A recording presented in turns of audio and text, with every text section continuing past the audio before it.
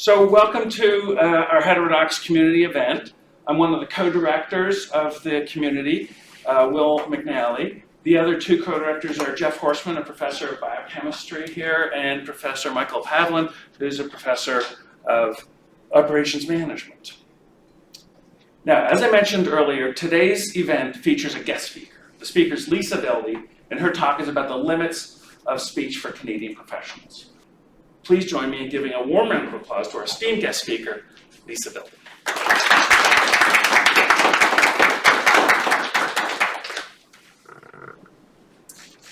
Thank you very much.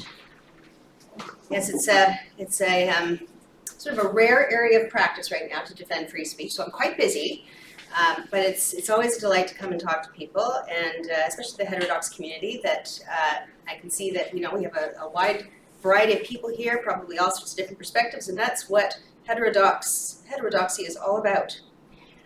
So the question I was asked to speak about today was this: how much of our right to free speech must professionals such as doctors, lawyers, engineers, teachers, nurses, it's actually growing to be quite a list, paramedics in some places, how much do they have to, of their free speech do they have to relinquish in order to be licensed to do their jobs in Canada?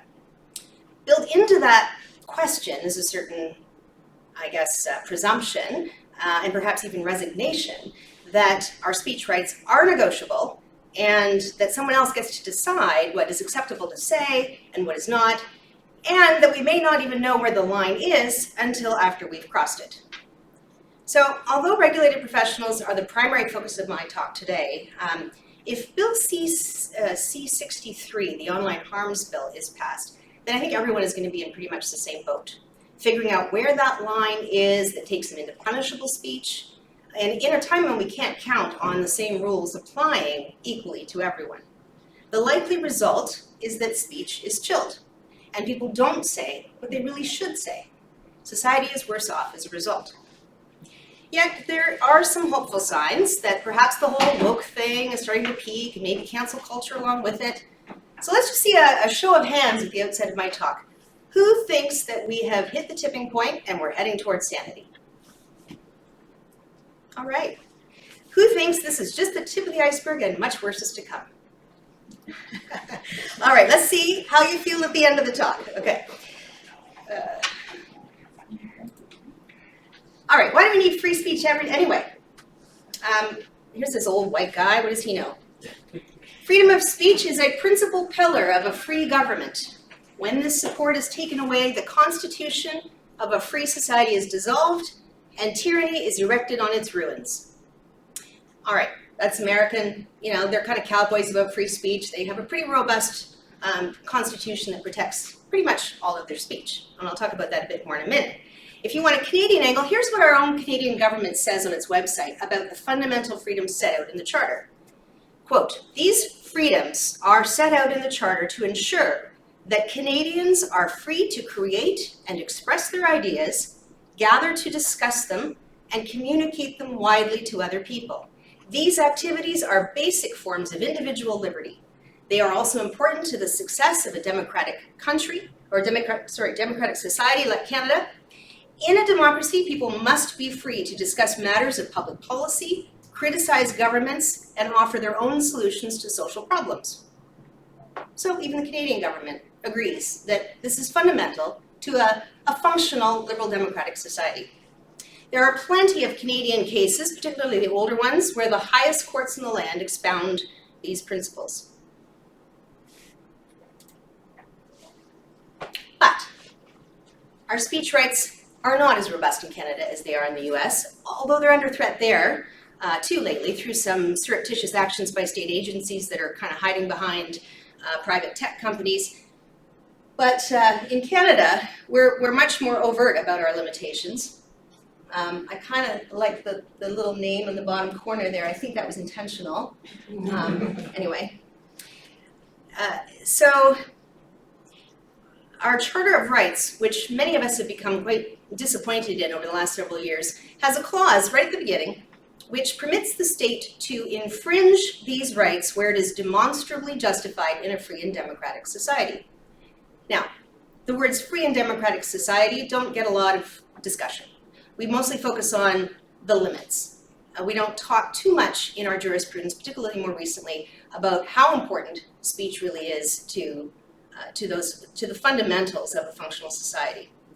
And as the Canadian government website I just quoted from continues, even though these freedoms are very important, governments can sometimes limit them. For example, freedom of expression may be limited by laws against hate propaganda or child pornography because they prevent harm to individuals and groups.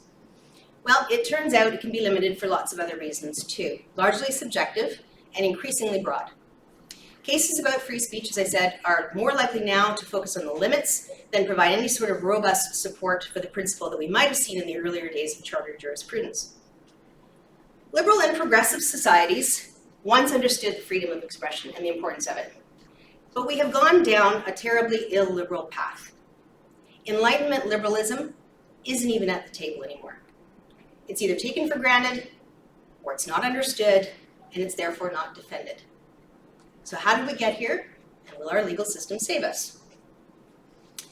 Like any broad societal problem, there are multiple contributing factors, but I will focus on critical theory and some of its various tentacles, critical race theory, queer theory, otherwise known colloquially as wokeism for the purposes of this discussion, because it's these tentacles that wind around the topics that I want to touch on today. And as for whether our legal system will save us, I would point out that it was law schools themselves that gave us critical race theory several decades ago, and most appear to be continuing along an activist trajectory. In a remarkably prescient article written by Professor Jeffrey Pyle at Boston University in 1999, entitled Race, Equality, and the Rule of Law, Critical Race Theory's Attack on the Promises of Liberalism, he wrote, "Critical race theorists attack the very foundations of the liberal legal order, including equality theory, legal reasoning, Enlightenment rationalism, and neutral principles of constitutional law. These liberal values, they allege, have no enduring basis in principle, but are mere social constructs calculated to legitimate white supremacy. The rule of law, according to critical race theorists, is a false promise of principled government, and they have lost patience with false promises. For them, the practice of law is just another front in the fight to achieve racial liberation. In other words, it is a full frontal attack on the rule of law." And on another front, queer theory, or radical gender ideology, is largely a political movement which demands quite a lot. It demands a subverting of heteronormativity, if you want to call it that, and it would certainly appear that it also has as one of its goals the destruction of the nuclear family. Over the last couple of decades, the universities have cultivated this thinking, protected it from being challenged, and pushed out competing ideas. And it has spread. It's moved into our professional managerial class, our bloated administrative bodies, our professional regulators, and many of our tribunals, particularly human rights tribunals. While we still have many excellent judges and adjudicators, our law schools are churning out activists who will one day populate the profession and the bench. The story of our battle over the Law Society of Ontario's compelled statement of principles showed just how much it had seeped into the profession. Now, Will gave you the Reader's Digest version of some of the things I was going to talk about today. So most of you likely know the story, but a little bit more of an overview for those who maybe haven't heard it. As Will said, I took a hiatus from practicing law for a number of years, and when I came back, I discovered that our regulator, now called the Law Society of Ontario, because Upper Canada was a little too, colonial or something, had gone woke in my absence.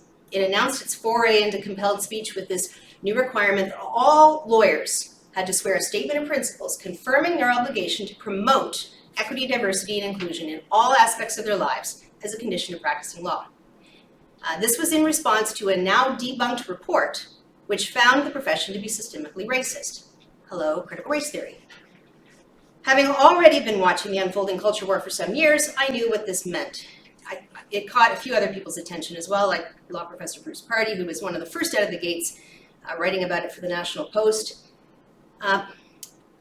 Personally, I was kind of at a crossroads in my life. I couldn't really be canceled, and I didn't really care if the Law Society revoked my license because I could have really done anything else at that point. So I spoke up, not being a particularly political person, but felt like I had to do something. I spoke up with my concerns at a local bar association meeting. I mean, lawyers are supposed to be the last line of defense against tyranny. So why are we having our independence and our viewpoints controlled by our regulator? Why is that okay? But few people were speaking up about it, and not enough. So I spoke up at this meeting, led to a small group forming, which led to a website to educate the profession and gather support, which led to building a larger coalition of like-minded lawyers, including Bruce, who became the thought leader of the group, which led to a campaign to replace the benchers or the governors of the Law Society at the next election, which led to this movement we called Stop SOP, or Stop the Statement of Principles. It was a political litmus test, pure and simple, and many people hailing from communist countries saw it immediately, and for good reason. Václav Havel, the political dissident, prisoner, and eventual politician, wrote about the nature of the communist regime in Czechoslovakia in his essay, The Power of the Powerless. He described a submissive greengrocer putting a sign in a shop window declaring, "Workers of the world, unite." The sign acted as a shield to protect him from potential informers and also a signal to the authoritarian regime above him that he'd fallen in line and was not going to cause trouble. But this virtue signaling, this going along to get along, only fed the authoritarian government's power by demonstrating that people were afraid to stand up to an ideology that demanded conformity. Ideology in such societies, Havel wrote, has a natural tendency to disengage itself from reality, to create a world of appearances, to become ritual, while at the same time becoming an increasingly important component of power. The greengrocer's ritualistic action in putting up the sign perpetuated his power over him, while simultaneously stripping him of his dignity as an individual. See any similarities to what you have to do to get along in university? How's your dignity doing? This was part of the message that we communicated to the legal profession in that 2019 election, and to our pleasant surprise and to the complete dismay of the establishment, we won enough votes to put a stop to the SOP. And we were called racist, bigots, right-wing religious zealots, old white men, and dinosaurs for our efforts. But it was incredibly satisfying to be able to do more than just complain and to highlight the growing insanity around us. So lest you think that this was indicative of a feisty and awake legal profession, we did it with about 3,500 votes from a population of 55,000 lawyers, about 98% of whom had checked the box to say they had complied with the SOP before it was even subject to the consequences that were threatened to escalate from noncompliance. Most lawyers don't bother to vote, so we were able to catch them by surprise. But in the next election, which took place last spring, we tried again and we lost. The establishment and activists organized together, likely with the assistance of a professional campaign manager. Bruce and I did our best with with our little team of renegades on a shoestring budget. So not an entirely happy ending there, but what we did manage to do, both in 2019 and in 2023, was to put sand in the gears of the social justice activists and alert a significant number of people to the non-benign nature of this activism. We planted the seed that our regulators must be politically neutral. And if they refuse to be, there will be grounds for legislatures to step in. These bodies are statutory creations and their powers can be curbed, but that requires politicians with some understanding of the issues and a backbone. And it requires people willing to stand up and say to these institutions, get back in your lane. People like Nurse Amy Hamm. Oh, and just my little note there, which you've been staring at for 5 minutes, it only got stopped because somebody did something about it, besides complain. You have to actually roll up your sleeves and do things. Okay. The Amy Hamm case. Women's rights are not transphobic. Increasingly, the statutory complaints process that each professional regulatory body manages is being treated as a weapon for activists to wield when they, against people that they view as holding opinions that they don't really like. So this really ramped up during COVID, and it usually involves topics that are hot button and polarizing. The people making these complaints are not patients or clients of the professional, but they're typically complete strangers. It's like a hit and run. They file a complaint and move on to the next Twitter battle, while the professional in question has their life turned upside down. If these complaints are received by like-minded employees at the regulator, they're more likely to be taken seriously and pursued rather than treated as the vexatious attempt to cancel someone that they generally are. So that's what happened in the fall of 2020 to Amy Hamm, a nurse in British Columbia Leading BC, not going to do it, leading to an investigation and then a 20-day hearing stretching over a year and a half. So the evidence is all in now, along with lengthy written submissions, and we will make oral submissions to the panel in later this month. The panel is comprised of 2 nurses. Some regulatory bodies are managed by panels of lawyers, but by and large, they regulate themselves. They're called self-regulatory bodies, right? So a nursing regulator has nurses who are sitting as judges. So there's 2 nurses and a public member, and then they also have a lawyer who kind of guides them through the process. And so they've had to sit through these 20 days of hearings on something that's totally, really nothing to do with nursing at all, a total hot button political issue. I'm sure it's been very eye-opening for them. And then they will decide if Ms. Hamm's speech constituted unprofessional conduct. By the time they write their decision, the entire process may end up being about 4 years from start to finish. The cost? Well, let's just say that most ordinary people could not afford to hire a lawyer and fight a battle like this without incredible emotional and financial stress, particularly when the outcome is so uncertain. With the help of the Justice Center for Constitutional Freedoms and its donors, as well as the almost pro bono rate billed by her lawyers, this important case has been able to go the distance. But how many professionals quietly sign something admitting that they were transphobic, or racist, or unprofessional, or disgraceful, even if they don't believe that they were, and take a penalty or a suspension bearing the reputational damage as the finding is posted on their public register? If people like Amy Hamm don't stand up and at least make the case for their rights and advocate their position on where exactly the line on acceptable speech should be drawn, then we can only assume that those numbers will grow as regulatory bodies become increasingly emboldened. So, I was asked to speak today about the Amy Hamm case on which I'm lead counsel. But since the matter is still before the panel, I will share some of the evidence that both the witnesses for the college and Ms. Hamm tendered, and some of the legal arguments that were made. Only a little bit. It's a huge case. You're just going to get a taste of it. But I caution that it will be up to the panel to decide what the proven facts are and the weight that is to be given to the evidence, including that of the experts. And I have no reason to have anything less than full confidence in this panel to ensure fairness and due process. So, what did Ms. Hamm do that warranted a hearing that lasted longer than many murder trials? She co-sponsored the billboard you see there. And what did J.K. Rowling say that made this seemingly innocuous display so controversial? It started with an infamous tweet in December of 2019 in which Ms. Rowling had come to the defense of Maya Forstater, a UK woman who was going through a court case over her gender-critical views. This is the tweet that engendered massive outrage and also support from around the world. Dress however you please. Call yourself whatever you like. Sleep with any consenting adult who will have you. Live your best life in peace and security. But force women out of their jobs for stating that sex is real? I stand with Maya. This is not a drill. That was it. Following the lead of another gender-critical feminist in the UK, Amy Hamm co-sponsored a similar billboard in Vancouver to show support for Rowling. The billboard was immediately targeted with paintballs, and complaints to the billboard company ensued. Ms. Hamm and her colleague wrote a letter to Peterson Billboard stating, "We rented a Vancouver billboard from your company that states, 'I heart J.K. Rowling.' We did this because we were inspired by Rowling standing up for the rights of women, girls, and children. J.K. Rowling is not transphobic, and neither are we. Like her, we are concerned about the impact of gender identity ideology on the rights of women and girls. We believe most Canadians recognize that woman is a biological reality rather than a feeling." The billboard story was reported in the CBC and other media, where it was mentioned that Ms. Hamm was a nurse.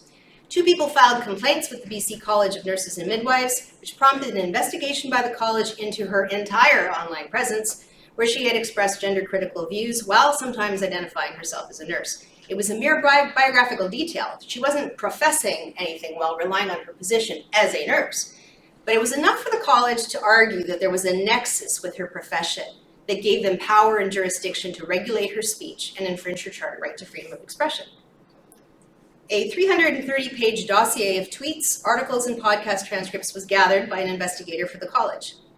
Any sort of gender-critical commentary was scooped up in the net, no matter if it was benign, humorous, or simply stating facts and opinions. The lack of specificity on how exactly each of the 330 pages of statements allegedly veered into unprofessional conduct lends an element of procedural unfairness to this prosecution.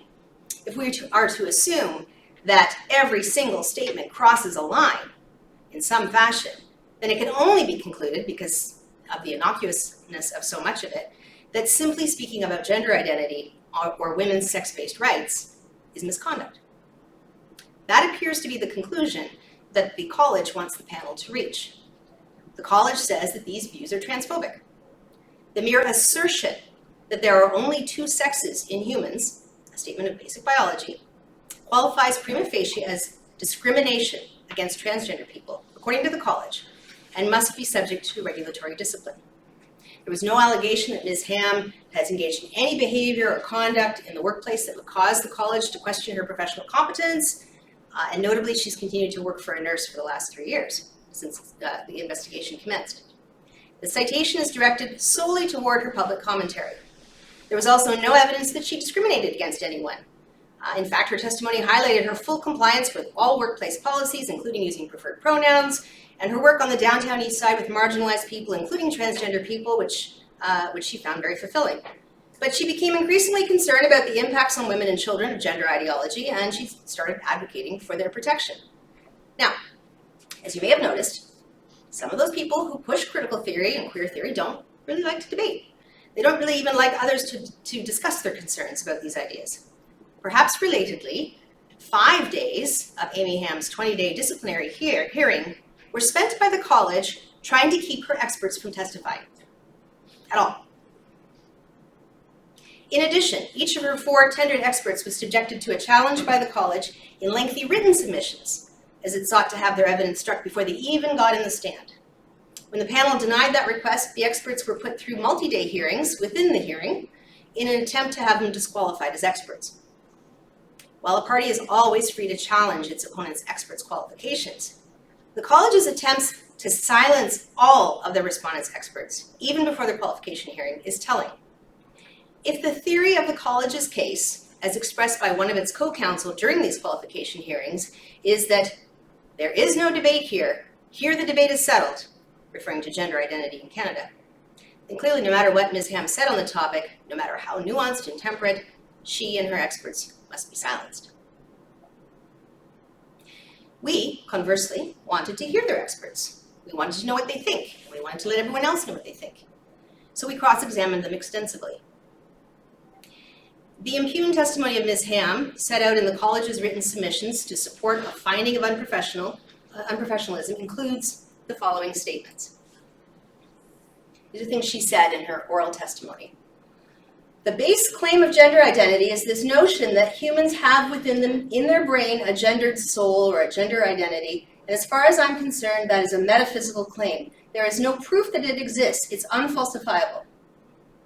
She also said there's a difference between doing away with the concept of sex entirely versus making the false claim that people can identify their way in or out of it, or that a category that is binary, you're male or you're female, is a spectrum, which both of these things are scientifically untrue with no evidence to back them up. Number 3, every human being is either a male or a female. And 4, my position is that every person on this earth is a male or a female, and that is not something that you can change through surgeries or hormones. That's not something you can change by making a declaration that you are either are or are not a certain sex. Okay, these statements were selected by the college counsel from Ms. Hamm's testimony to highlight statements that they thought were punishable as being discriminatory and derogatory toward transgender people. Another reader, however, might think that they demonstrate that she's evidence and reality-based in her views. Particularly for members of the healthcare professions, science should not give way to fantastical thinking, no matter how well-intentioned. That does not mean that people should be unkind to transgender people or deny them services. And Ms. Hamm has made this clear in her testimony and statements. One can be critical of transgender activism and gender identity ideology and the policies flowing therefrom while treating such people with full human dignity and without denying their existence, as alleged by the college. People are entitled to believe whatever they wish, and regulated professionals are no exception. Some people are religious, and there are countless faiths, belief systems, sects, and denominations around the globe. Others are atheists and do not believe in metaphysical claims of the existence of a supernatural power at all. Some people believe in the unfalsifiable and metaphysical claim, as Ms. Hamm calls it, that they and or others have a gender identity that stands apart from their biological sex. Others do not believe this. The college does not have the legislated power to determine what its registrants are required to believe, and should not be dictating what beliefs can or cannot be espoused in the public square or even in their professional lives. I would wager that if a nurse were publicly critical of Christianity and those who practice it, staking her position as an atheist, she would not be facing a proceeding such as this, despite the fact that religion is a protected ground under the Human Rights Act, assuming she wasn't denying services to Christians. There would be no question that an atheist nurse could provide appropriate care to a Catholic and vice versa, even if she doesn't believe in the existence of souls. One of the college's experts admitted this in her cross-examination. But gender identity has indeed become an unquestionable belief system over the last decade. It's a very weird feeling to read old case law back when, well, men were men and women were women, and freedom of speech was considered a foundational basis to a functional liberal democracy. We don't see those anymore. A 1989 Supreme Court of Canada case called Brooks versus Canada Safeway was about discrimination in the workplace on the basis of pregnancy. The court held, quote, "The disfavored treatment accorded Mrs. Brooks, Mrs. Allen, and Mrs. Dixon flowed entirely from their state of pregnancy, a condition unique to women. They were pregnant because of their sex. Discrimination on the basis of pregnancy is a form of sex discrimination because of the basic biological fact that only women have the capacity to become pregnant." Fast forward to today, and the college's experts say that anyone can be a woman if they believe it to be so. Okay, surely then the word female is reserved to the sex class formerly known as women. College expert says no, that depends how you define female. Over the better part of a day under cross-examination, this academic / expert prevaricated over a definition of female. At several points, she noted that there aren't two gametes, large and small, like everyone thought. There are actually three, large, small, and neither. And we cannot use the word female to describe the large gamete producers because some people have had hysterectomies, non-uterus havers, I guess they might be called. Some people have microchimerism from carrying boys, if we can call them that, in utero. I might have some of that. I carry boys. Some older men might not be fully carrying XY chromosomes as they age. This proves, she said, that our sex chromosomes are not immutable, but it fails to explain how this process turns a male into a female or creates a third sex. At one point, a proposed definition was put to her that might encompass exceptions like loss of one's uterus, but still retain a common understanding of female. Question: could you agree with the definition that females are individuals who do or did or will or would, but for genetic or developmental anomalies, produce eggs? Is that a definition that covers your various dimensions but still helps us understand what a female is when we're speaking of it? Answer: so in research, we would define things often for a very specific purpose, depending on what it is we're looking at. And so we would be looking at, specific sex dimensions if that was what was of interest. So when we're talking about kind of trying to create general categories of male and female, it's always many exceptions apply. So from a scientific perspective, that definition might vary depending on what health condition it is that we're interested in. Okay, so this expert's opinion, evidently, is that phenomena cannot be categorized meaningfully unless the categories have no exceptions. This is a rather bold theory, I think. I'm not a scientist, but it seems to me it's a rather bold theory that, if accepted, could undermine medical science. Ms. Hamm is being disciplined by her professional regulator for not adopting this, quote, current understanding of sex and gender. At the start of its written submissions, the college required 2 pages of definitions so the panel could understand this current understanding of sex and gender. One aspect of Amy Hamm's advocacy is to challenge this wholesale upending of language. Women cannot advocate for their rights if they cannot use the word woman or even female with any sort of shared understanding of meaning. Most of the testimony of the college's 2 experts centered around hypothetical harm that might be experienced by transgender people by Ms. Hamm's off-duty comments, including feelings of erasure. No transgender people complained or came forward to give direct testimony in this regard. In stark contrast, Dr. James Cantor was retained by Ms. Hamm's side not to talk about possible feelings that some people might have, hypothetically, but to advise the panel on the science. He was asked whether there was a scientific foundation grounding Ms. Hamm's commentary, and he confirmed that there was. Dr. Cantor took apart the conflation of the various subgroups of transgender identification to help us understand why there has been a dramatic increase in adolescent females declaring themselves to be transgender over the last decade. A 4,000% increase in some situations, some countries have recorded. This is largely, he said, a social contagion in which young females are historically susceptible to, actually, combined with the advent of social media and smartphones. With respect to male to female transition, I'll take questions at the end, so hold that, okay?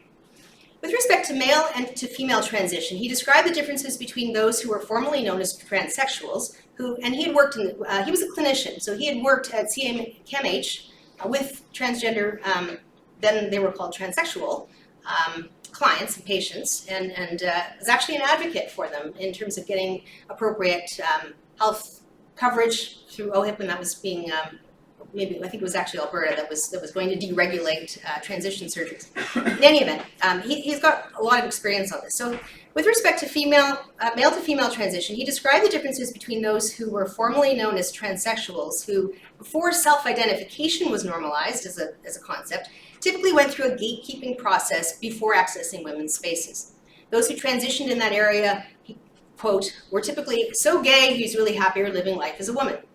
With the elimination of all boundaries and barriers, males who have a paraphilia known as autogynephilia, which he described as a sexual attraction to oneself as a woman, or who are cross-dressers or who have other paraphilias or psychopathologies, including exhibitionism and voyeurism, are now able to enter women's spaces without any restriction or gatekeeping, which is something that Ms. Hamm had been expressing concern about in her advocacy for women's sex-based protections.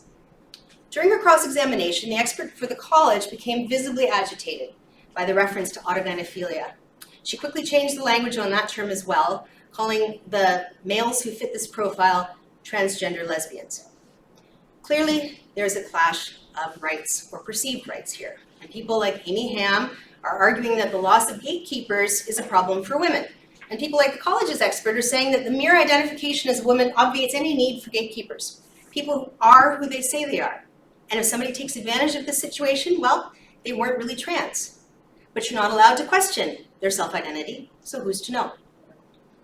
Another expert from Ms. Hamm, Dr. Kathleen Stock from the UK, provided the epistemological and philosophical foundation for gender-critical views and why some people do not and cannot simply fall in line with this current understanding of sex and gender.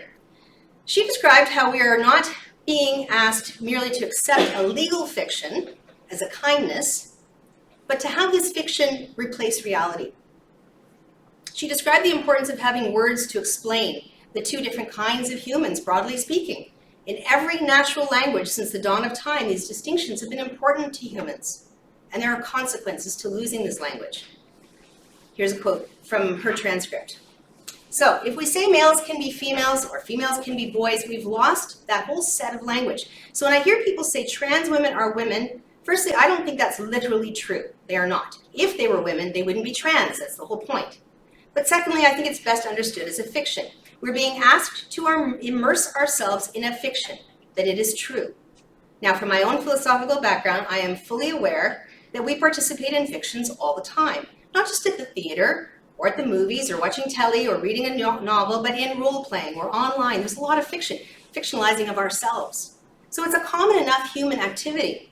There's nothing wrong with it. And I think it might be the right thing to do to go along with that fiction sometimes. You know, people differ on this, and that's okay. It's reasonable to differ.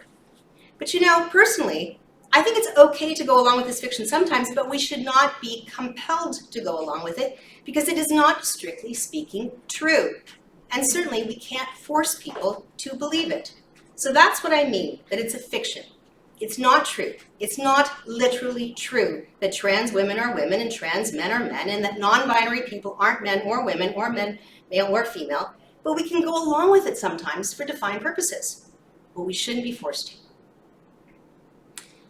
Me talking again. This case has been a fascinating one to watch, let alone to be able to argue. We take the position that the assertion of regulatory authority over off-duty speech must be based on a meaningful connection to the professional services under its jurisdiction. And alternative viewpoints and vigorous advocacy alone are not grounds for censure. Regulators must be politically neutral and tolerate a degree of discordant criticism in a free and democratic society. The further the regulator moves away from regulating professional standards and competence in the area of practice, the more it must demonstrate the existence of an applicable statutory objective to balance against the restriction on charter rights, and the more stringently the protections of those rights must be upheld. So Ms. Hamm's advocacy obviously falls within the Charter's protection. It's equally obvious her gender-critical advocacy needs protection, something that is actually now happening in the UK. Her views are those of the unpopular, even vilified minority, at least of those courageous enough to speak up. The college clearly does not like Ms. Hamm's advocacy for what they perceive as the wrong team, and is using its powers to try to distance itself from that team. But distaste for her views is not enough, or at least it should not be enough, to support a finding of unprofessional conduct and the curtailment of her constitutional rights of expression. So the college has gone to great lengths to import concepts of harm and discrimination to support its efforts to bring these impugned statements under its remit. We will see if they are successful. All right, moving on.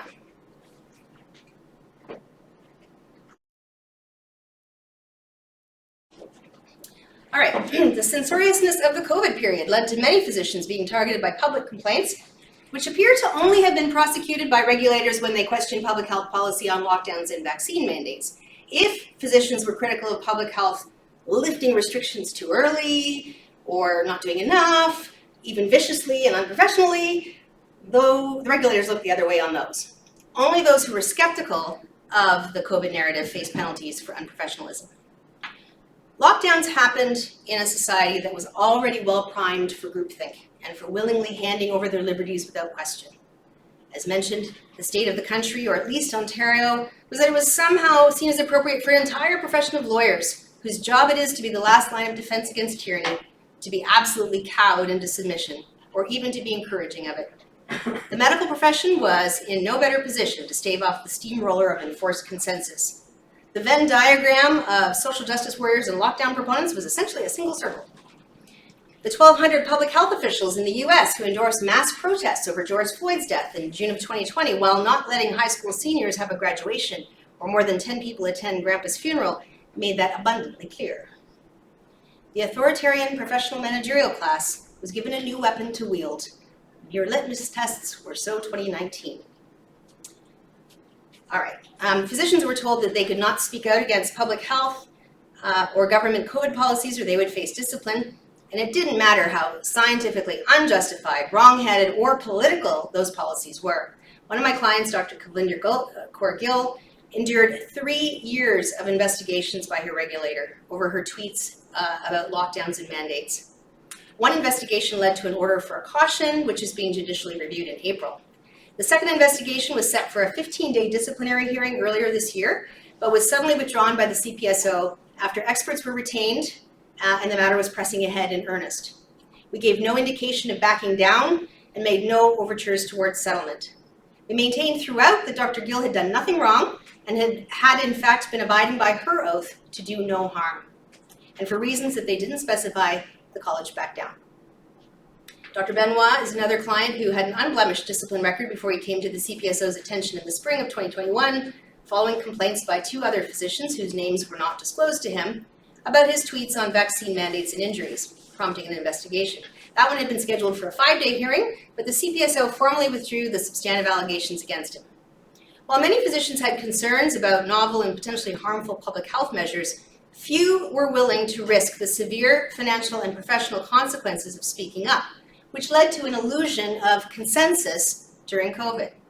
This is very dangerous, especially when novel and damaging measures are being pushed forward as the science with no opportunity for challenge. It isn't actually how science is done. Some doctors, like Dr. Benoit and Dr. Gill, continued their public advocacy in spite of the risk.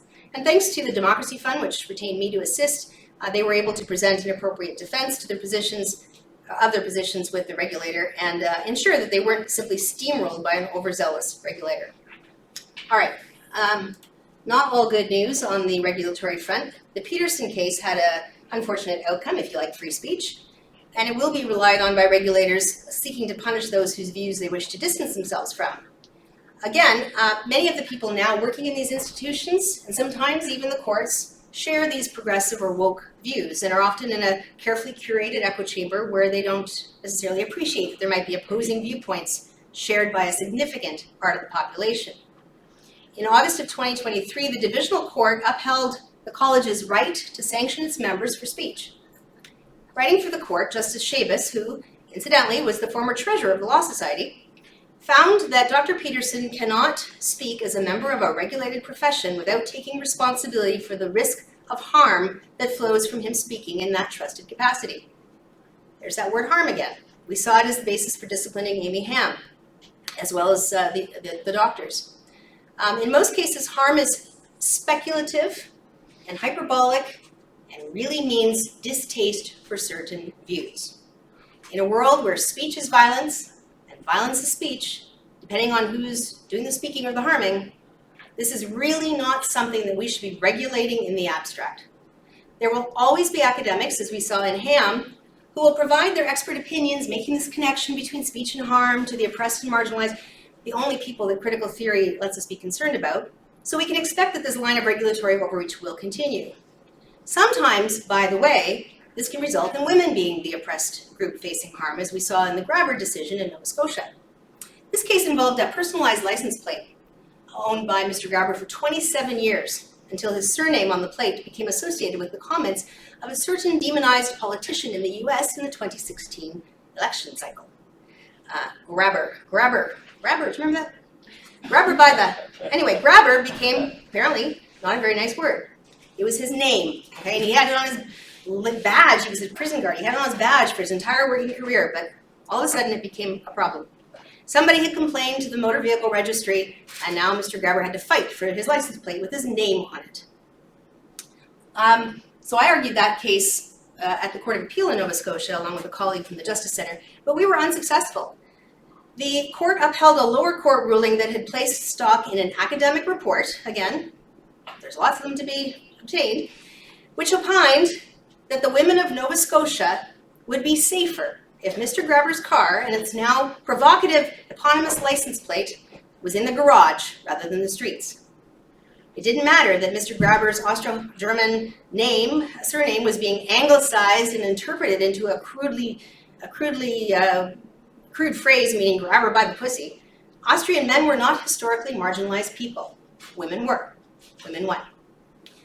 But where the oppression hierarchy includes transgender people, sorry ladies. So how should regulated professionals in particular navigate this landscape? It's important to be prudent in your communications. Regulators do have the power to regulate off-duty conduct where there is a nexus with the profession, and they may stretch to create one. Where there's a possibility of bringing a particular profession into disrepute, the off-duty conduct may be subject to more scrutiny.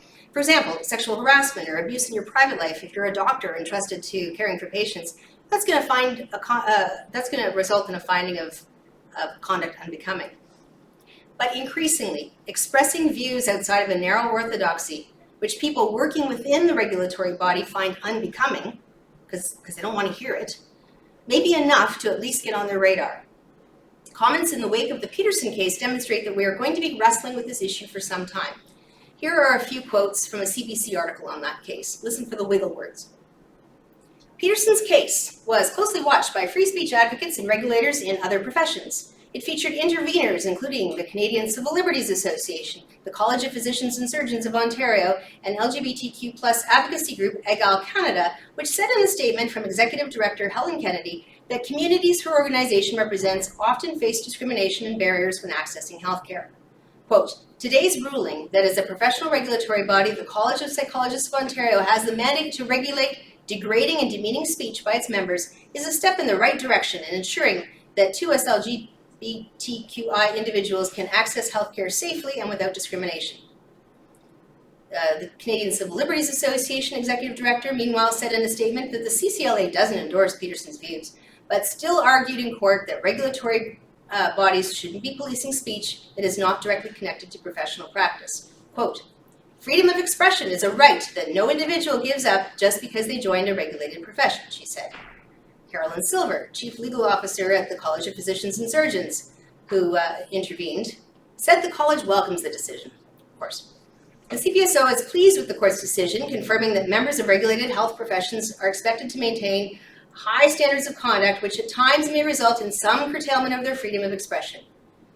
All right, and then she goes on to say, the decision confirms that when regulated health professionals breach expectations set by its regulator, the regulator is best situated to assess and address the potential harm to public trust and confidence in the profession. Battle lines have been drawn. Don't assume an easy ride if you find yourself in the crosshairs with a counter-narrative opinion. If you can stomach it, if you're a professional watching this, and you have a decent case, stand up to the overreach with the assistance of competent legal counsel. Challenges like the cases that I've described today will help keep the line where it belongs and may make colleges think twice before prosecuting or registering for off-duty speech. Okay, moving on. Have we reached a tipping point? Political change is on the horizon. Normies are waking up. These are just things I just threw out. You probably have others. COVID created a lot of new skeptics. Media has decentralized. Twitter has mostly become a free speech platform. Cancel culture on the mob level isn't working as much anymore. And younger generations, especially males, are rebelling. I'm going to go on. For the optimists in the group, the public hates this stuff. So Canadians are not woke, but have the same views on culture wars Eric Kaufman found in a study. He says, like Americans and Brits, of those with an opinion, around 8 in 10 Canadians say political correctness has gone too far. 61% say they can't express political views because others may be offended. 55% feel less free to express views on immigration than 5 years ago. And then a couple more hopeful signs, I guess, if you like this trend. Canadians lean 70-30 against the idea that Canada is a racist country, and by a similar margin don't want kids taught this. Britons are 11 points more likely than Canadians to say their country is racist, and Americans 25 points more likely. And also, Canadians lean strongly against the trans activist position, despite the gender-affirming stance of Canadian institutions and legacy media discourse. Even when it comes to displaying pronouns, more Canadians oppose this than approve of it. By the way, that doesn't mean that they're against transgender people. It's the activism is rubbing people the wrong way. So, hey, we're through the woods. Elon Musk says, the tide has turned against the woke. Great, we can move on to bigger and better things. I didn't really want to speak up anyway. I don't have to. Glad it was them, Hamm, Gill, etc., who had to deal with this, and not me. Okay, is that how we're feeling? Or our way through the woods. All right. There aren't any breaks on this. And when there is pushback, there is a hard time that people who are trying to be authoritarian about their views have a hard time defending their positions on the merits. And many of those ideas just don't stand up to scrutiny when pressed. And they do all they can to limit anyone hearing any opposition to them, but that is becoming, it's becoming sort of less possible to constrain all these opinions. But these aren't the only problems. Education is a mess. We've got our K-12 education is basically indoctrination now. Institutions are mostly captured and are going to take a lot of organization to fix. There are no underlying principles or neutrality to our institutions. Anything goes now. We can't trust what we read or see on all sides, frankly. It's taking a lot of effort to discern what's right and what's true and what's not. This inability to completely control the message is pushing the woke left to the brink, but it's also fomenting reactionary movements, which can be dangerous too. So we're in a situation where things could get quite volatile. There's a looming technocracy, social credit scores limiting access to services and platforms. Woke AI will change the past, the present, and the future. We won't know anymore what's real. Bill C-63, I want to spend a bit of time on that too. Bit of a Trojan horse, okay? You might agree, by the way, with the current sort of cultural orthodoxy, but you cannot assume that your opinions are always going to be in vogue. Things change, governments change, policies change. When we have foundational principles of living in a pluralist society where you can have your opinions, I can have my opinions, you don't get to shut me down, I don't get to shut you down. It might be a little awkward and uncomfortable sometimes, but that's what works unless you want to have absolute uniform top-down and bottom-up control. And sometimes you may be on the off side of that. So Be careful what you wish for, all right? Bill C-63. All right. This one is extremely concerning. It's going to allow the Canadian Human Rights Tribunal to be weaponized by activists again. It won't just be criminal charges of hate that need to be proved beyond a reasonable doubt now. It's going to be online hateful online speech, and it has to be speech that veers into detestation and vilification, not just mere offense and, like, by the way, if you don't know where the line is after hearing me say this, I mean, I don't know where the line is. None of us are going to know where the line is. These are all very subjectively laden terms. The courts don't know where the line is, okay? So when they say detestation and vilification, is it, if I say trans women are not women, have I engaged in detestation and vilification? I don't think so, but somebody will think so. And I don't know what the judge or the adjudicator is going to think, all right? And there's all kinds of things like that. We don't know. Nobody is going to know. But, and people can be taken to a tribunal where proof is only on a balance of probabilities. It's incentivized. $50,000 goes to the government, $20,000 to the victim. So chilling speech is going to be inevitable. The process will be the punishment, as Amy Hamm has experienced. And online platforms, too, are going to contribute to the chilling in order to avoid penalties themselves. We're very much at a crossroads, and maybe it's too late. There are a few ways that this could play out.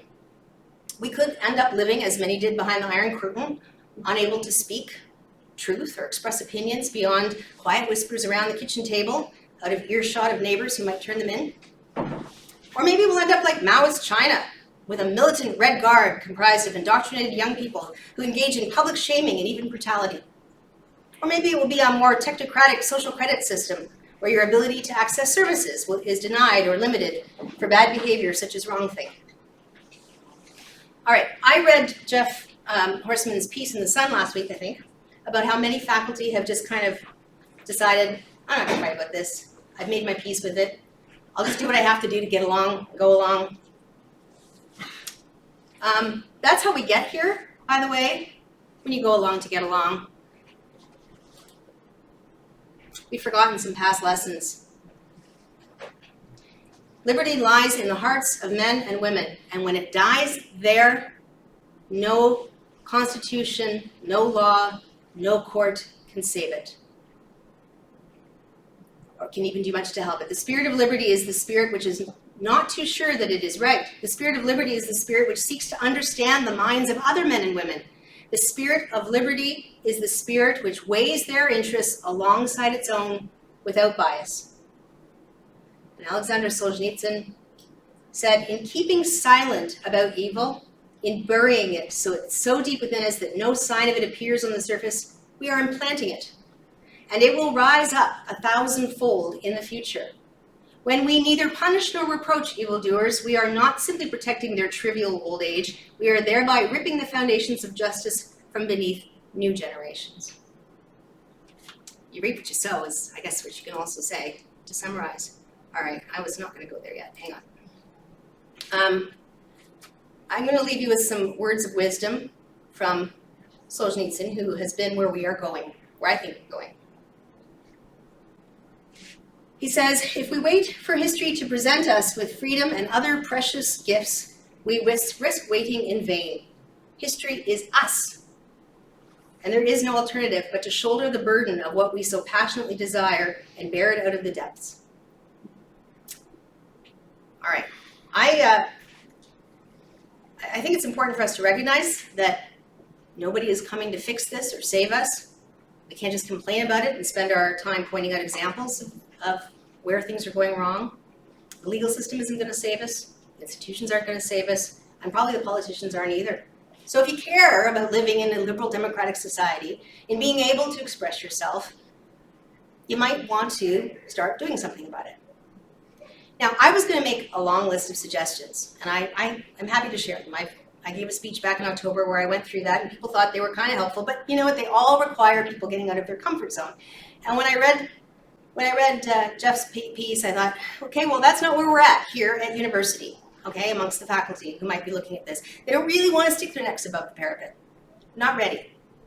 And I get it, I really do, I get it. It's hard. You're in an environment that might be very hostile, and you've been forced to go along, to get along for so long, you don't know who you are anymore, quite possibly. All right, so mindful of the time, can you bear listening to me a little bit longer? Sure. Okay, all right, thank you. Because I'm going to share with you, not my words, because I think it's too much. I'm going to share a little bit more from this guy who has a lot to tell us. Let me ask you he wrote a really beautiful essay. It's not long. Has anybody read Live Not by Lies? Has anybody read that essay? A couple. Okay. If I said go home and read it, you probably won't. So you know what I'm going to do? I'm going to read it. And I want you to just take some of this on board, all right? Skipping ahead. I'm going to have a drink of water, though. I lose my voice. This was written in 1974, okay? This is communist Soviet Union has been in existence for a long time. People have been living under this oppressive Iron Curtain, okay? He released the text of Live Not by Lies just as he was being exiled to the West, which at that time, 1974, was probably a really great boon for him. And he received a hero's welcome when he got here. When he talks about lies in this piece, he's referring to ideology, the illusion that human nature and society can be reshaped to predetermined specifications. And his last word before leaving his homeland urges Soviet citizens as individuals to refrain from cooperating with the regime's lies. And he says, even the most timid can take this, or at least, sorry, the editors of this piece said, even the most timid can take this least demanding step towards spiritual independence. If many march together on this path of passive resistance, the whole inhuman system will totter and collapse. Okay. There was a time when we dared not rustle a whisper, but now we write and read samizdat, and congregating in the smoking rooms of research institutes heartily complain to each other of all they are muddling up, of all they are dragging us into. There's that unnecessary bravado around our ventures into space against the backdrop of ruin and poverty at home, and the buttressing of distant savage regimes, and the kindling of civil wars, and the ill-thought-out cultivation of Mao Zedong at our expense to boot. In the end, we'll be the ones sent out against him, and we'll have to go. What other option will there be? And they put whomever they want on trial and brand the healthy as mentally ill, and it is always they, while we are helpless. We are approaching the brink. Already a universal spiritual demise is upon us. A physical one is about to flare up and engulf us and our children, while we continue to smile sheepishly and babble. But what can we do to stop it? We haven't the strength.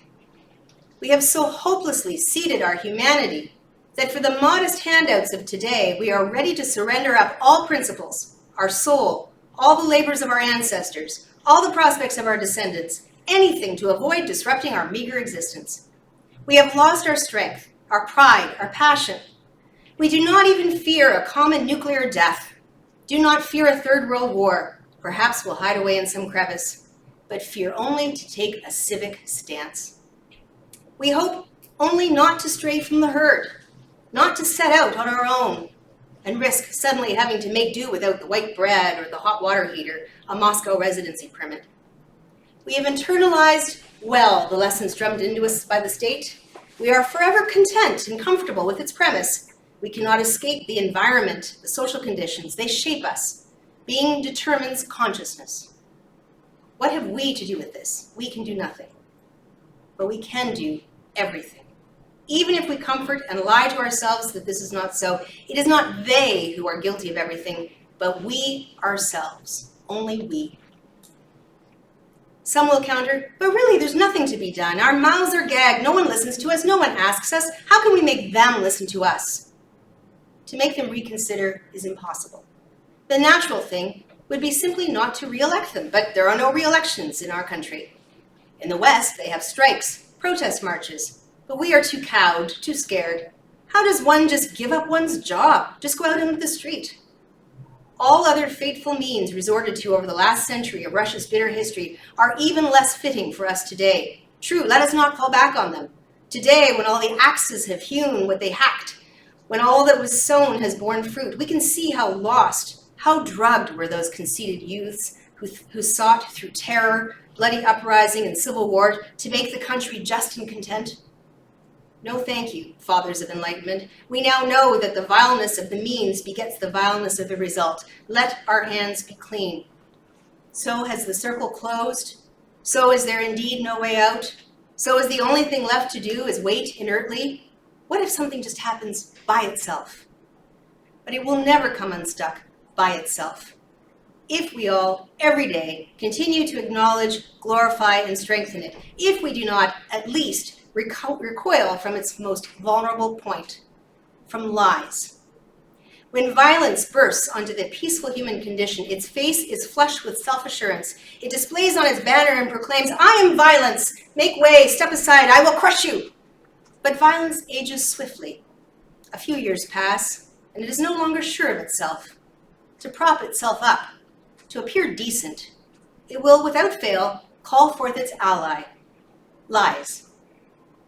For violence has nothing to cover itself with but lies, and lies can only persist through violence. And it is not every day and not on every shoulder that violence brings down its heavy hand. It demands of us only a submission to lies, a daily participation in deceit, and this suffices as our fealty. And therein we find, neglected by us, the simplest, the most accessible key to our liberation, a personal non-participation in lies. Even if all is covered by lies, even if all is under their rule, let us resist in the smallest way. Let their rule hold, not through me. And this is the way to break out of the imaginary encirclement of our inertness, the easiest way for us and the most devastating for the lies. For when people renounce lies, lies simply cease to exist. Like parasites, they can only survive when attached to a person. We are not called upon to step out into the square and shout out the truth, to say out loud what we think. This is scary. We're not ready. But let us at least refuse to say what we do not think.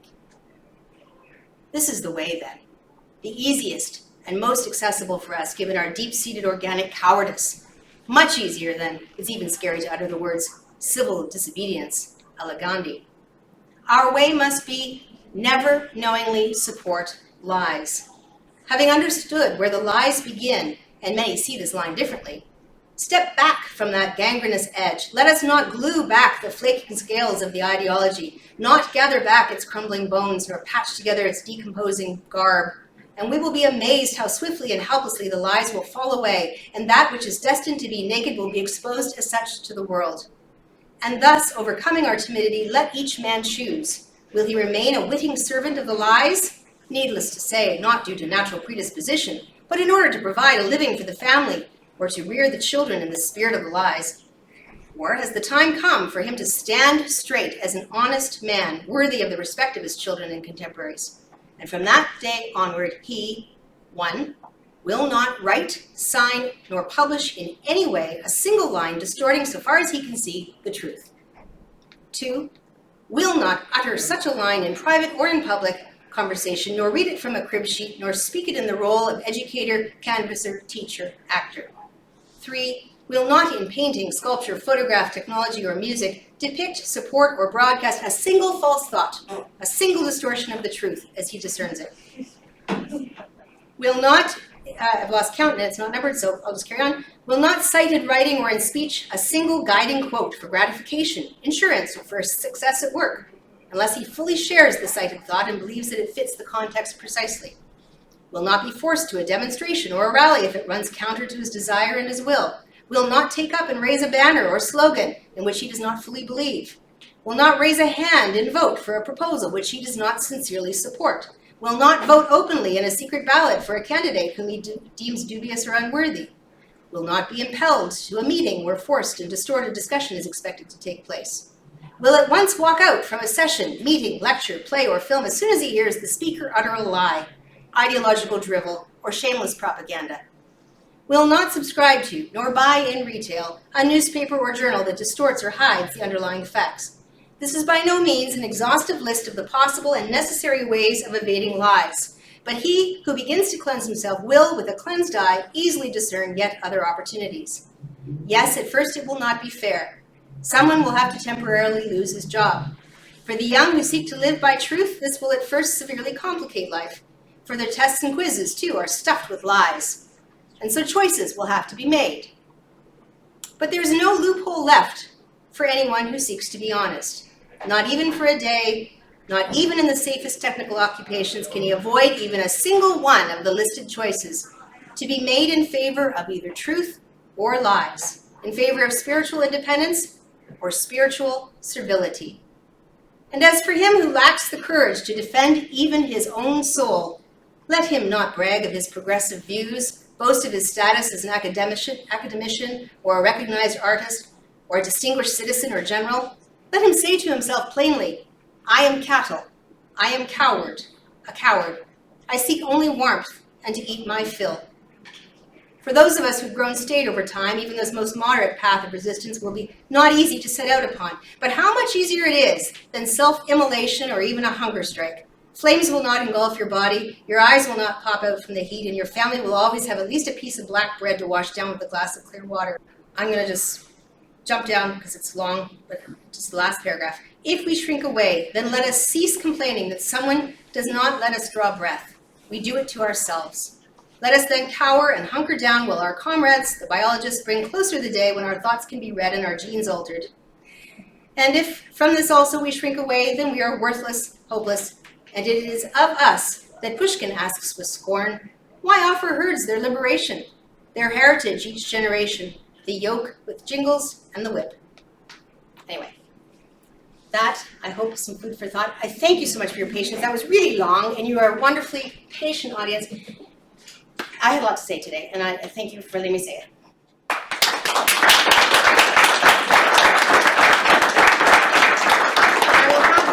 will happily take any questions that you might have. Yes? So, I guess the one thing I'm a little uncomfortable with is sometimes people are not totally accurate in some of what they're saying. So when you say there's only two sexes, you know, there is, even at the lower bound of 0.018%, there are people that are intersex. So that would amount to 54,000 people in Canada alone. And so that's one issue. And the other issue is people conflating sex and gender, which in the popular culture is done all the time. You know, so Dave Chappelle in a show, which I found hilariously funny. I like Dave Chappelle. But he talks about there's only two genders. It's like, you're out of your lane, man. You don't even know what you're talking about. There's as many genders as there are, right? So I think there's that. And then so some of those things are keeping me as a moderate from coming along. And then you have the convoy protesters who had a legitimate beef, but decided to resort to illegal means and push me way far to the left on those people, right? So I think that there's a degree to which some of the rhetoric, some of the lack of accuracy, the rhetoric gets heated on this side too. And I would like just people to be much more factual, much more grounded when they're talking about these issues. Right. Well, but the key is that we get to be able to talk about the issues, because that's how we kind of learn where those lines are, what the boundaries are, and what, you know, what's truth and what's not. I mean, the concept of gender, and I mean, I'm not a specialist on I'm aware, okay, so I argue the cases that come before me. But gender has been redefined. I mean, when I was a kid, it was a polite way of saying sex. That's what we used it for. That's what it meant then. It's been evolving, and words do. I mean, that's part of language. Language does evolve. It's when it's kind of talked down, imposed on people that I think where you start getting the resistance to it. And, you know, I mean, I think there's some people who take the position that really gender is, I mean, we've actually kind of gone back in a bit of a box of stereotypes of what gender should be. I grew up in the 1970s. I'm old, okay? So, you know, I wore overalls and played with Lego that was like multicolored. It wasn't pink, you know, there was no pink stuff. But now we just have this idea, like girls have to be this, and it's a very, very narrow box. If you want your hair cut short, maybe, like, well, actually, I've actually seen this. In one of my cases involving a classroom of grade 1 children, they had a conversation about trans issues because there was a girl who got her hair cut short because she liked science and wanted to play with the boys. I mean, my 1970s brain is exploding. We were expanding the boundaries. I went and advocated to be able to wear shorts in the summer because the boys got to, you know. But we've moved back into these little boxes. So I mean, it's constantly evolving. I hear what you're saying, and you don't have to we don't have to all agree with everything together in order to stand for the ability to have open discussions on things. And again, I'm not a biologist, but I do understand from having looked at this a bit that the intersex conditions tend to be anchored into one sex or the other. They're not a third sex. But anyway, I'm not going to answer that any further because I'm not an expert on that. All right, back. You had just mentioned, and also mentioned at the beginning of the talk, that the whole point was kind of free speech, open, constructive disagreement, and being able to have those disagreements and discussions. I was just curious how you can justify advocacy for genocide and denying trans people's existence as constructive. I'm not advocating for that. Genocide. You mentioned at the beginning, like you brought it up very briefly, the Hamas and or Israel and. Oh, I didn't. You did mention it. I'm not saying we're getting in on it. That was me. Yeah. Sorry, you did that. I mistake that. Either way, then, if we want to scratch the advocating for genocide bit. I have never advocated for genocide. That's why I'm saying we can scratch that. I did. And by the way, well, anyways, it's you can have, one of the things about living in a society where people have rights, and we should have rights. Humans should have rights, all right? I mean, nobody wants to go back to a time when there was a king and we were all a bunch of serfs and we were just working in the fields, and the king had lots of nice stuff going on, but we were just like nothing, okay? Enlightenment, liberty has brought us to the point where we can have individual self-actualization. We can be who we want to be. I'm not telling anybody that they can't be who they want to be, all right? But once in a while, there's some collision of rights, okay? And how do we sort that out? Well, we kind of have to talk it through. We got to figure out, well, how do we get that to work with this? And, is there a clash there that maybe we can find a workaround, But when we have a top-down, you cannot discuss this, the backlash gets worse. And that's actually what I worry about, to be perfectly honest with you. I probably would have aligned myself as a libertarian, slightly left to center. I find that, the more people tell me what I can have to think and believe and do and say, the more I move a little bit further to the right. And I know that a lot of people are moving a lot further to the right. The backlash will come if we stifle the kinds of conversations we need to have to be a successful pluralistic society. And that's what I want, okay? I don't want to be living in a society where anybody else, where some people have no rights at all. I mean, that's not where we're hoping to go, okay? I just feel like in that instance I find that a lot of the people who advocate for free speech tend to be the people who are advocating hateful messages, and I don't find that on the other side. I feel like having your opinions shut down compared to having your identity denied are two very different experiences. You don't have a comment on that, but I just wanted to kind of put that out. The problem is we don't have to protect the speech that we like. I mean, we wouldn't have to have rules or principles governing free speech if all anybody ever said was stuff we all agreed with. The reason that we protect that speech is, okay, there's going to be some crap in there, there's no question. There's going to be speech we don't like. The speech alone will not hurt us. Again, I'm going to show my age. We used to say, sticks and stones may break my bones, but names, like, it isn't a physical violence, okay? It's words. It's words. And we have to remember it's words. And words can hurt, okay? But they are not, in and of themselves, going to kill you. But there may be some good ideas that we're stifling in all of that. And the line will forever shift, and people will want to have the power to control where those lines are. So you kind of have to have this. Freedom is messy, and people don't always feel comfortable with it. But if you start curtailing it, you're going to end up with none, right? Because somebody's always going to want to say, what you can do, what you can say, and the society you're going to find yourself living in, you're probably not going to like either, okay? So you have to tolerate a certain amount of ugliness in order to have, maximal human flourishing, I think. But you're saying that sticks and stones may break my bones, like that's saying it's just words, and there's not violence, and you're not dying over this. But a lot of the time, the words lead to violence, lead to death. And a lot of the time, it's the right that are doing that. Incitement to violence has always been something that we do consider to be, a line, right? Incitement to violence. But we gotta be careful that we're not redefining all the words to say, that violence is speech. Oh, I'm purely Okay. talking physical violence. Well, okay, good, because I'm seeing that that's happening, right? And so then if we say that, well, then you don't just have a clear line, a clear demarcation anymore. I think that's always been the rule. When you incite to violence, you're inciting to genocide, that's not allowed. But short of that, even ugly speech should be protected because, like I say, it's the principle of the thing. And if you don't have any principles, you're just gonna be like rootless, floating around in the breeze, it'll just be taken wherever. Okay, over here. So unlike my comrade, I don't really think that there's a lot of use in engaging in like all this wacky stuff because like clearly you already know the critiques, right? Like you already know that trans people kill themselves when we don't recognize their identity.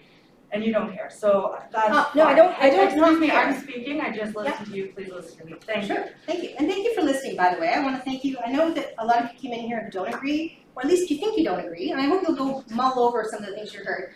Yes, I'm Sure, listening to you, but but I I just- appreciate you listening to me. In the spirit of free speech, I just want to say like, wow, that presentation was so boring. And I feel like you can see by the sea of faces, you are not engaging the youth. You are not engaging like the actual people who are going to do this work. Like you're saying, you're old. Your opinions are on the way out. And I really feel like, like you literally read a paper that was ridiculous. I really feel like if you want to engage youth, like, because half of the stuff you're saying is so easily, you can Google, find out it's not true, right?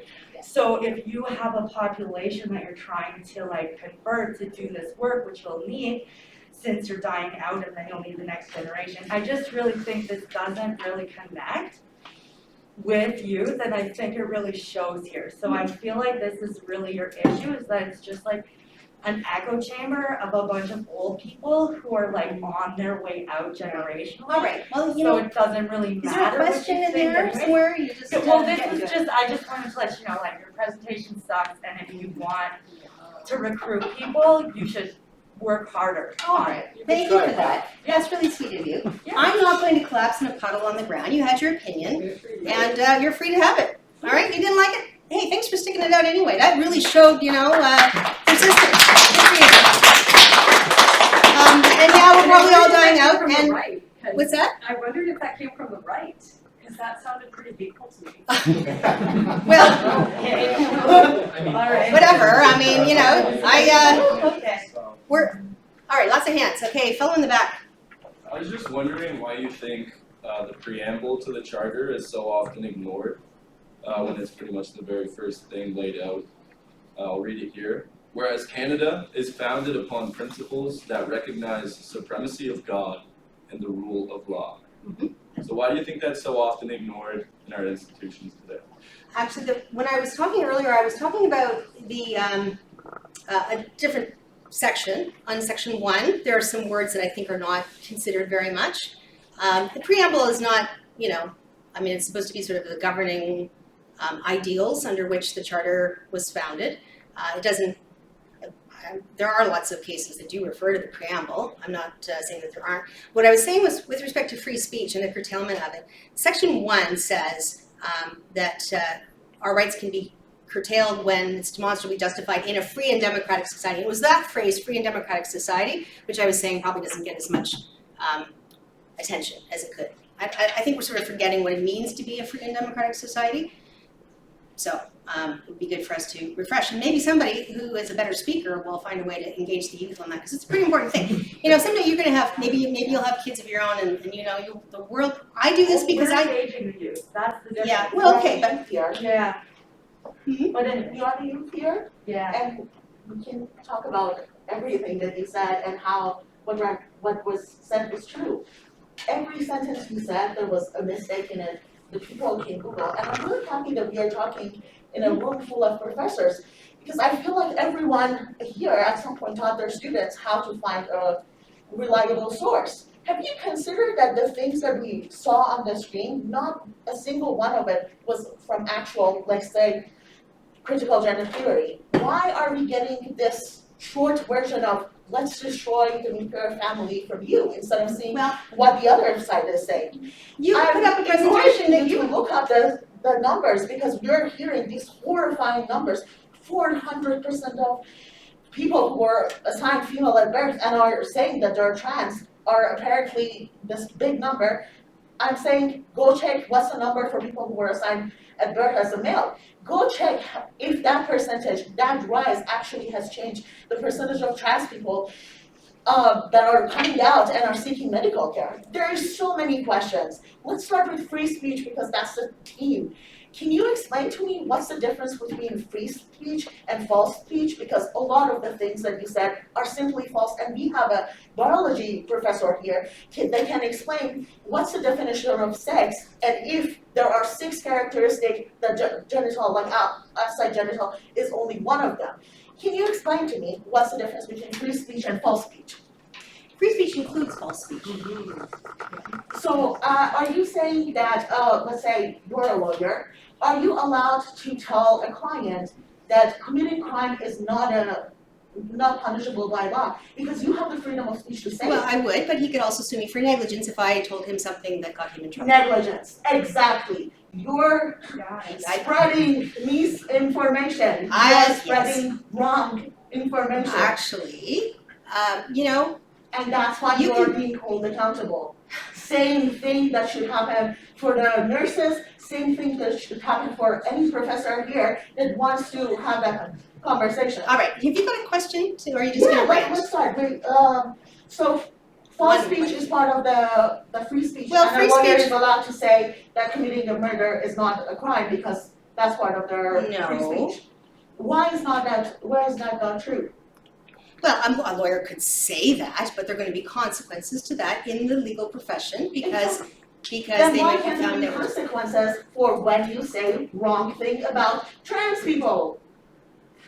You can say other things about it, you can put on your own presentation. No, but I was telling you I'm the asking evidence, you, excuse because my me. brain makes that connection. All right, When your speech has consequences, hate speech also has consequences. I'm trying to understand your point of view. How hate speech against trans people cannot have consequences when false speech, the same thing, have consequences in other professions like being a lawyer. Well, that's, the whole topic of discussion was about regulated professionals and how there isn't entirely free speech. And Yeah. my understanding of your presentation was that you simply don't know a lot and why you are very mad at these bills that are being passed. And you didn't even mention Bill C-16, which is already in the system and prohibits you. You mentioned in Canada we have limitation of freedom of speech, and hate speech and child pornography apparently are on the same plane. Can you explain to me what's the hate speech that is not permitted by the government of Canada? What the hate speech is, well, I mean, so there's a criminal code provision where something is, which captures some kinds of speech, but what this new bill is going to be bringing in a standalone hate crime, essentially, and also expanding the human rights tribunals to be able to decide where the line is for so-called hate speech as well. But, I mean, it's sort of case dependent, right? Things, as one jurist put it, I'll know it when I see it. So it's not always quite clear as to where, there's clear things like child pornography I'm is sure a there is clear a one. definition that is written out Yeah. that, let's say, hate speech against this group is not permitted. So there are things in Canadian law that protects people Yeah. based on gender and sexual, Yes, and that is a fact of your profession, and yet you go out of your way to say that, no, your freedom of speech will free you from the consequences of a specific law that is in part of like law institution in Canada.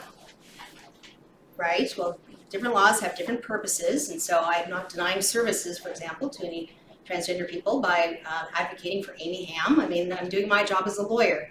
We take all kinds of cases. We take cases because people have a right to have a lawyer and to defend their interests. Absolutely, I agree So with anyway, that. I'm gonna see if there's anyone else who has a Yeah. question, because you're kind of monopolizing here a little bit.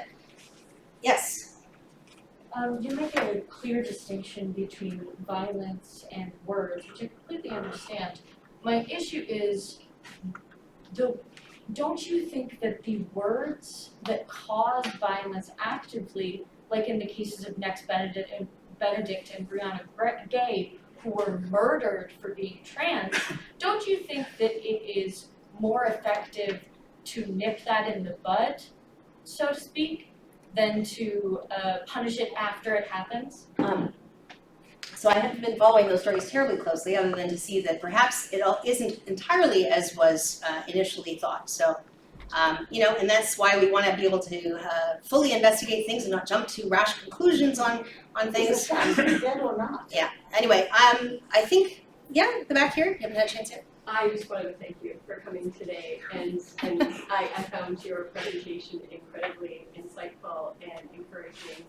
And I wanted to thank you for bringing this together, because I think it's actually when we stop talking and we stop discourse and disagreement that violence happens. And when people are not allowed to state what they need to say with their own conscious minds, that they feel forced and compelled to do other things. Do you feel forced and compelled to question my identity? I don't. But I also, Right. you can say that my hair is green, and I know that it is not. Or you can say I'm a hurtful person, and I know that I am not. And I don't need you to tell me whether or not I am affirmed. I don't need you to tell me I'm affirmed. As a So trans person, I'm I going to can find tell you something if that you will make a affirm you transphobic other than comment, because other that's how it works. individuals around you to affirm you that you are who you are, and you don't need to prove it to anybody. I I don't really need don't your need affirmation, I need you to not strip away my rights and take away I want to have all your safe rights. environments that I can learn from. I want and to like have go all to your and rights. learn. All right. Yes. Yeah, first of all, I'd like to thank you for your talk as well. I appreciate your insight. After all of our interactions with it seems so mundane, I feel like I am obligated to continue the entertainment value. So you started off by suggesting that you take issue with employers, regulatory bodies controlling what people can, practitioners or employees can say that they can. In principle, I agree with you. But I'm wondering if there's a caveat to that. I don't have an answer, or I don't have a firm answer to what I'm about to ask, so I'm going to ask how you wrestle with it. So, I think most of us can agree that universities should not take political stances. Universities should remain truth-seeking, publicly funded institutions. They have an obligation to remain neutral on political issues. Moreover, academics might feel reluctant to exercise their academic freedom, their ostensible academic freedom, if they want, in terms of wanting to, if they're trying to take a stand that opposes the stand taken by their institution. So I'm wondering if that logic shouldn't apply to certain professions. I'm thinking healthcare professions in particular. So if a nurse takes that particular stand on transgenderism or gender issues, would a trans patient be comfortable receiving treatment of that nurse? Or in the case of Jordan Peterson, a psychologist, he takes would a trans client be comfortable if he happens to have a trans client, that person be comfortable being treated by him? Or I recall Peterson once taking issue with a plus size Sports Illustrated modeling. Yeah. And if you want to protect their rights to say these things, is there a should how they convey these things be policed to some extent? Like, there's a difference between if you want to take a stance on transgenderism, writing a tactful op-ed, conveying that by way of a tactful op-ed is different from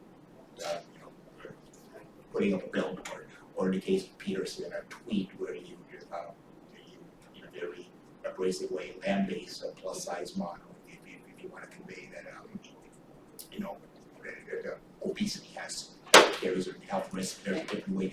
Like, should certain professions not be in terms of their freedom to convey certain ideas, or how they convey those ideas, should that not be police for certain professions?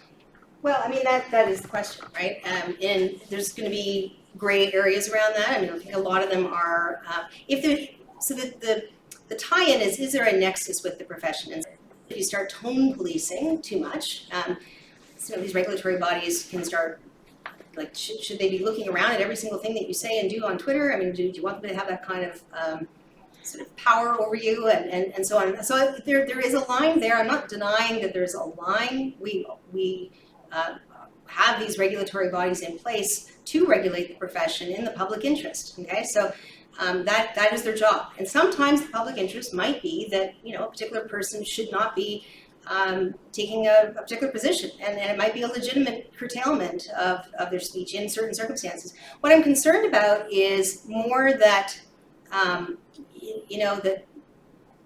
they're not seeing that there needs to really be a connection to the profession in some way, that they're starting to just kind of, be very loose about that, or just because they feel that the speech is not in keeping with their own views, that they want to distance themselves from it. I mean, employers can do that. Employers have reputations that they need to manage. And so if you're an employee of whatever, and you're out there as an employee, it's in your bio, and you're as an employee of some company, and you're out there making a complete embarrassment of yourself and embarrassing the company, your employer might have reasonable grounds to discipline you for that, because maybe you shouldn't be saying that you work for that company in your personal bio or whatever. Regulators are a little bit different. Their reputation isn't necessarily something that is to be protected. Their duty under the statute is to protect the public interest, not to protect their own reputations. That's not their statutory duty. So I don't know if that distinction helps at all. Again, we're always trying to figure out where the line is. I don't think anybody's saying with regulated professionals there should be no line whatsoever. There is going to be stuff that crosses it. But anyway, I'm starting to lose my voice, so I'm wondering, maybe it's 10 to 6. You haven't had a chance to ask a question. If it's a quick one, I'll take it. But Well, I just want everyone to see my face, because I do know that it is a fact that trans people go through a lot of harm. And spaces like this, I do think that it's important that there is dialogue that includes people who are marginalized and face barriers, because one, we all have rights to be able to be in this environment inclusively, and as somebody who's acting as an agent of Laurier right now, personally, I feel that this is kind of a harmful environment, from the perspective that, and my intention is to educate right now, and I also wanted to ask a question, actually. Yeah, so I just wanted to share that. All right. What is your opinion on, like, intention not equaling impact? Because I think that as someone who has a point of power right now as a woman, a white woman, I'm assuming, from what I've read. It's kind of irrelevant, frankly. Yeah, It's relevant to so my kind of response is that I think that education comes from power, and as a marginalized person, I inherently face a lot more barriers, and I might have less access to power. So what I want to know is, why is it that trans people, people who are perpetuating hate in harmful environments, why is it that marginalized individuals and trans people owe people of power an explanation when that causes them harm and requires power to begin with? So for example, right now I'm here, and I did make the decision to not go do something else for, like, going to a doctor's appointment, right? I am making that decision, right? I'm glad you came. At the same time, I do want to know, why is it that people who are marginalized owe people in power an explanation when we should just be able to exist, right, without fear of our rights being taken away. Nobody is saying that you don't have a right to be here, to exist, to speak your mind. You were given a But what platform. I'm saying is that you're acting as an agent of Wilfrid Laurier University. I'm a guest here. I'm not an agent of Wilfrid Laurier. Well, on the poster, it had the school's Wilfrid Laurier University. So that would mean that you should be following the policies, the equity, diversity, and inclusive policy. So what I want to know is, All right. We're big problem here, folks. We've got a bigger problem than I. Okay, well, I'd like to thank, Yeah, we're a very big problem, we're actually standing outside protesting this. Don't forget, we're not going anywhere. Yeah. okay, well, Right, thank you so- very much. so- I would like to, I didn't get my I think we're answer. getting late, so I would like to, please join me in thanking Lisa very much, for coming.